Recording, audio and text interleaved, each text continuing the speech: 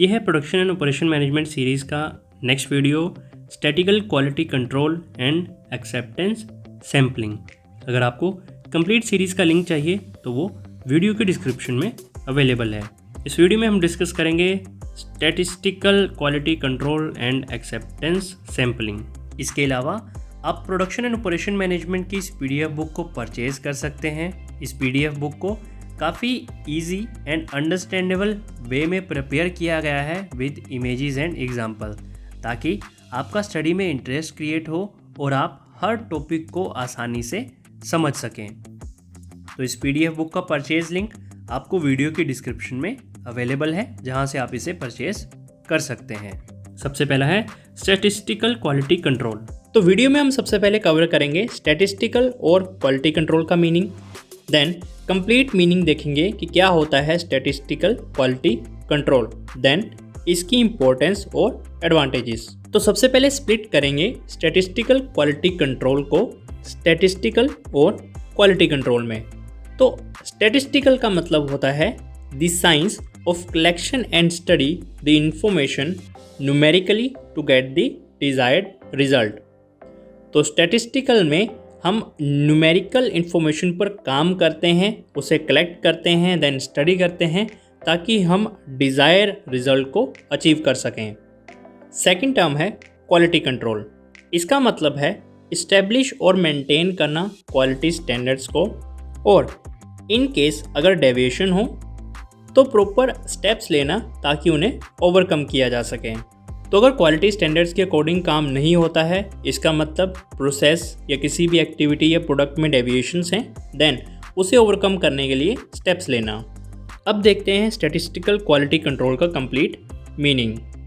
ये बेस है प्रिवेंशन के प्रिंसिपल पर, मतलब पहले हमें प्रिवेंट कर लेना है, रोकथाम कर लेनी है ताकि कोई डिफेक्ट आए ही ना। तो SQC मतलब स्टैटिस्टिकल क्वालिटी कंट्रोल एक अप्रोच है स्टैटिकल टेक्निक्स की, जिसे यूज़ किया जाता है ड्यूरिंग द प्रोसेस और आफ्टर प्रोडक्शन प्रोडक्ट्स को एक्सेप्ट और रिजेक्ट करने के लिए। तो ड्यूरिंग द प्रोसेस अगर हमें लगता है कि प्रोसेस हमारे क्वालिटी स्टैंडर्ड्स के अकॉर्डिंग नहीं हो रही है, देन हम उसे रिजेक्ट करेंगे। और वहीं अगर आफ्टर प्रोडक्शन हम प्रोडक्ट की टेस्टिंग करते हैं और ये देखते हैं कि अगर वो क्वालिटी स्टैंडर्ड्स के अकॉर्डिंग है तो उसे एक्सेप्ट करेंगे, अदरवाइज रिजेक्ट करेंगे।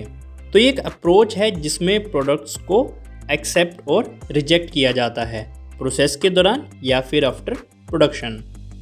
SQC का पर्पस है आइडेंटिफाई और करेक्ट करना जो फोर्सेस रिस्पॉन्सिबल हैं डेविएशंस के लिए और क्वालिटी स्टैंडर्ड्स के ऑब्जेक्टिव को फुलफिल करने में फेल हुई हैं। अब जानते हैं स्टैटिस्टिकल क्वालिटी कंट्रोल की इंपॉर्टेंस और एडवांटेजेस। तो इंपॉर्टेंस और एडवांटेजेस में हम ये सेम पॉइंट कवर कर सकते हैं। सबसे पहला है reduce rejection. Statistical quality control के एब्सेंस में प्रोडक्शन प्रोसेस के एंड में मिस्टेक्स और डिफेक्ट्स ज़्यादा होंगे, लेकिन SQC की हेल्प से मैनेजमेंट पहले ही प्रिकॉशंस ले लेती है ताकि सभी डिफेक्ट्स को प्रिवेंट किया जा सके। यह सेव करता है वर्कर्स और मटेरियल की कॉस्ट को, जिसका रिजल्ट होता है proper utilisation of resources. Second है मेंटेन स्टैंडर्ड्स ऑफ क्वालिटी। ये हेल्प करता है प्रोडक्ट और सर्विसेज में क्वालिटी के स्टैंडर्ड्स को मेंटेन रखने के लिए, क्योंकि लो क्वालिटी प्रोडक्ट्स को रिजेक्ट कर दिया जाता है कुछ समय के बाद मार्केट से, या फिर उन्हें एक्सेप्ट ही नहीं किया जाता है क्योंकि मार्केट में बेटर क्वालिटी के प्रोडक्ट्स अवेलेबल हैं। क्वालिटी ना सिर्फ मार्केट को कैप्चर करता है, बल्कि ये हेल्प करता है लॉन्ग रन में गुडविल को बिल्ड करने में। थर्ड है क्रिएट रिस्पॉन्सिबिलिटी अमंग वर्कर्स। जब एक स्टूडेंट जानता है कि उसके काम को चेक किया जाएगा तो वो ज़्यादा रिस्पॉन्सिबिलिटी के साथ स्टडी करता है। सेम वे में SQC में इन्वॉल्व है ड्यूरिंग और आफ्टर प्रोडक्शन प्रोडक्ट्स की टेस्टिंग।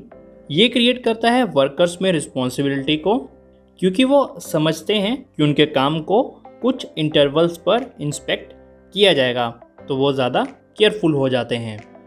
फोर्थ है सेव टाइम। SQC को तब भी यूज़ किया जा सकता है जब प्रोडक्ट्स अमाउंट में ह्यूज हों, मतलब 100 या 1000s में यूनिट हो। इसमें इन्वॉल्व है टेस्ट करना कुछ प्रोडक्ट्स को सर्वल प्रोडक्ट या लोट में से, जिसे सैम्पलिंग भी कहते हैं। एग्जाम्पल के लिए एक लोट में 100 बोतल शामिल हैं, उसमें से टीम 4 से 5 बोतल्स को पिक करती हैं टेस्टिंग के लिए और ये फाइंड आउट करती हैं कि उसमें क्वालिटी स्टैंडर्ड्स पूरे हैं। इसका मतलब सभी लोट स्टैंडर्ड्स को मीट करता है।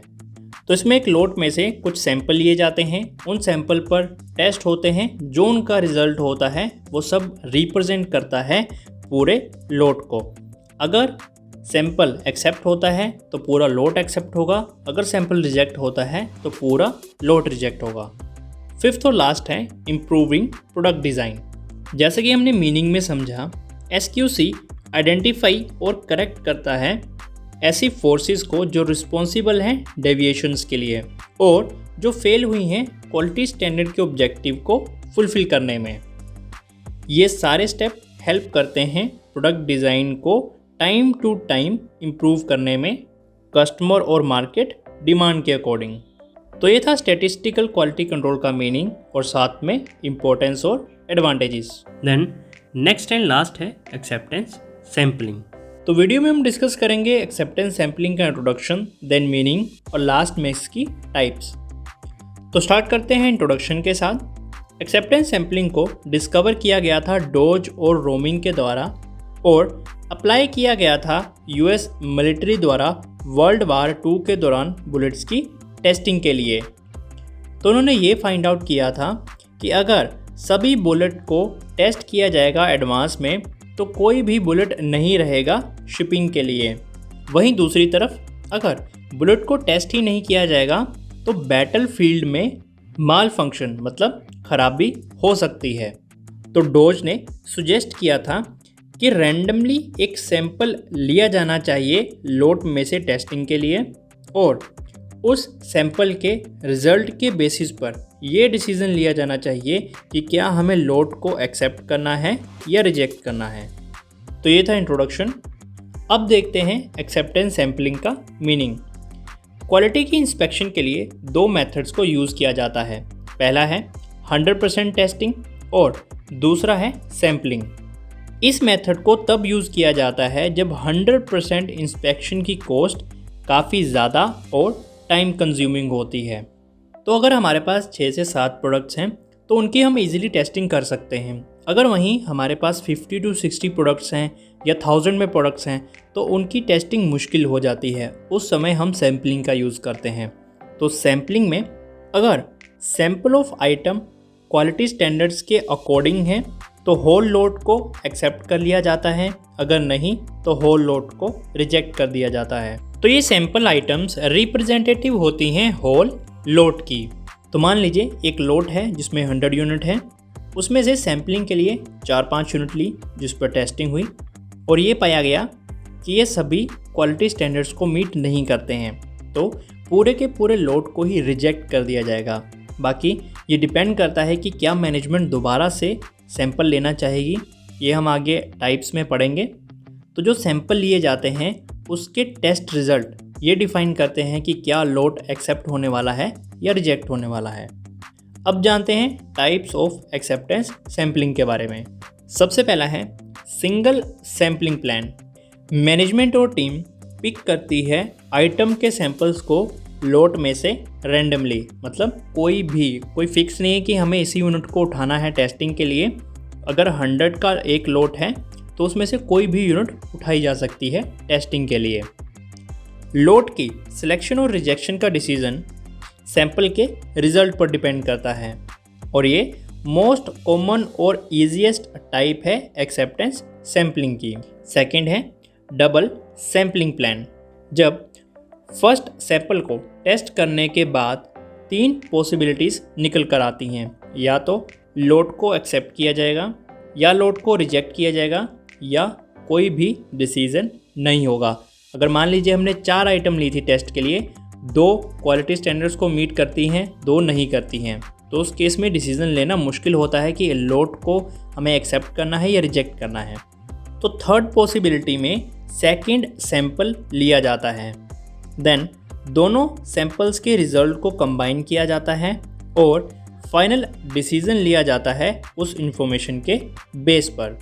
तो जब टाई हुआ, हमने सेकंड सैंपल लिया, देन दोनों का जो भी रिजल्ट था उसे हमने कंबाइन किया, देन एक्सेप्ट और रिजेक्ट करने का डिसीजन लिया।